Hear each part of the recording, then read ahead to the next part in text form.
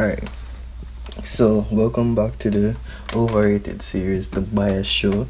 So today I'll be talking about our two, the world's top 10 strikers. Some people might get upset about who is not on this list, but the reality of it is that these guys are veterans. Well, not really veterans, not all of them, but these guys are world class. Get right into it. So, 10 position, we have Thomas Muller. The Dutchman, well, the German, I guess I call people from Netherlands Dutchman, but the German is very dominant on the pitch, dominant over the ball, controls the game, creates space. Whenever Thomas Muller plays, he always draw attention to himself. So him always bringing attention, him always getting the ball, passing the ball off. He's a very composed player. So that is what I have to say about Thomas Muller. I am not going to really make this very long. So in ninth, we have Kylian Mbappe. Kylian Mbappe is one of the quickest players now. So with Kylian Mbappe, he can always play on the last man and break any line. And it's very difficult to catch him unless you're a very quick player or fast, full of pace. If you're not those type of players, you'll not be able to catch him, and defense will struggle when he's running at them. And he drives, and he's very physical. So Kylian Mbappe isn't really the most accurate person.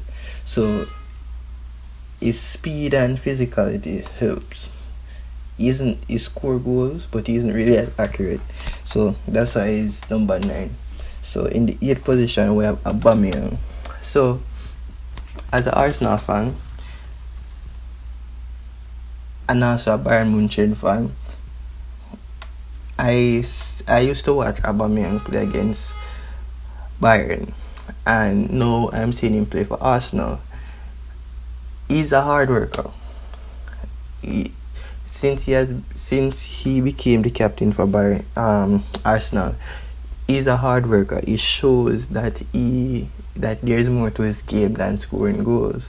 Even though he's not like Mbappe that creates space, if he gets into, all he needs is a little space to accelerate.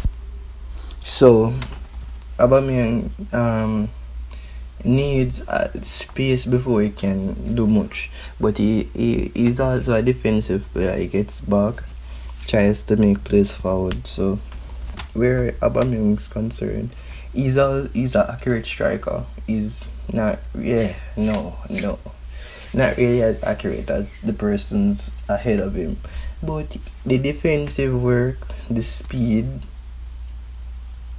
that makes for a very good striker. He's really physical, so that makes for a very good striker. Ahead of him in number 7, we have Harry Kane. No, that brother that man is accurate. That man is accurate. Pinpoint. The defensive work isn't as much as Aubameyang or some other wingers, or our wingers for that matter, because Kane is a centre forward.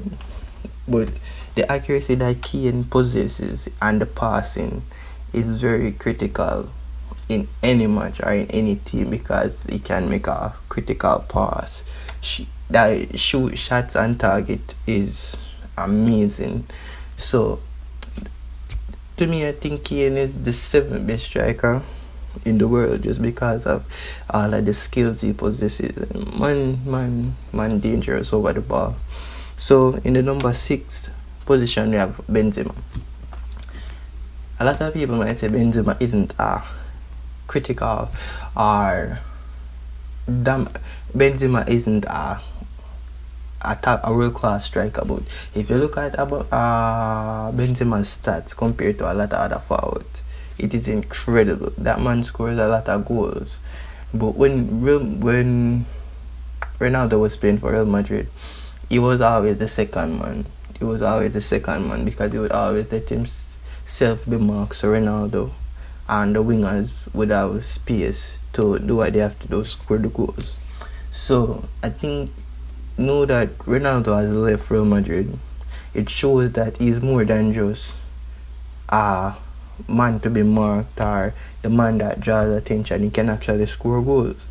So now we're seeing a different side to Benzema's game. He's more scoring goals, creating chances. So in the fifth position, the Premier League's best. When I say best goal scorer, Sergio Aguero. With Sergio Aguero now, that man is just pure class, world class. When you take Sergio Aguero and compare him to other strikers, when you look at the goals Aguero scored and the amount of goals Aguero scored, it just doesn't seem normal for a person like Aguero being to everybody is used to Messi and Ronaldo scoring a lot of goals. But when you look at a man like Aguero and the amount of goals that he has scored for Manchester City, that's a lot.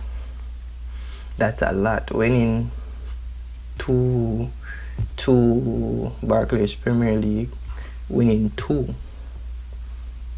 with the amount of goals I'm not sure.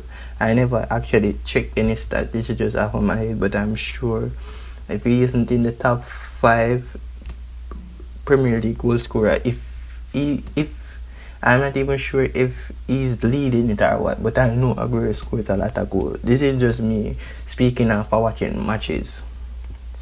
I remember, I think it was a season or 2 seasons ago when they were playing Chelsea and the man missed the chance directly in front of the goal. Then, I'm not sure, but after man score a rocket, man kept up. It really doesn't matter when you're a world-class striker like Aguero. Missing those type of shots really gets complemented by scoring the best type of goals. Scoring goals is good, but when you score goals from outside of the box, especially types of goals Aguero scored, it's just priceless. So in the fourth position we have Lewandowski. So in football, you have different types of forwards, you have different types of strikers. You have strikers that create chances, you have strikers that score goals from chances created, and then you have the strikers that create chances for themselves. That Lewandowski is that type of striker. Lewandowski will start a play and at the end of it score. It is incredible how players like that do that. Lewandowski scored 55 goals last season. I think personally I feel Lewandowski deserved to have won the Ballon d'Or last season, but it's just bias, just bias. So the person with Lewandowski's talent, it is incredible. To do half of the stuff Lewandowski does. Lewandowski doesn't even need space to score goal. As long as the ball is at his foot, he can adjust himself to any farm position. The man is a goal scorer that can score either foot, volley, headers. The man is incredible. So number 4 is very high compared to the amount of strikers in the world, and there are very good strikers in the world, but these 10 forwards or strikers contribute more than just goals. They contribute all round, and Lewandowski is just that. So that is that for Lewandowski. So in number 3. You know, honestly, I should put Lewandowski above Suarez, but to me, I think Suarez has achieved more than Lewandowski. No, we are going to put Suarez in fourth position would be Suarez, in third would be Lewandowski. I'm changing that. Lewandowski, even though Suarez has achieved more than Lewandowski, Lewandowski is just a better striker. To me, Suarez is the better because of my bias. I just rate Suarez. Suarez is just he's kind of like Lewandowski, but Lewandowski just does more. So that's why Suarez is in fourth. So in the second position would be Messi.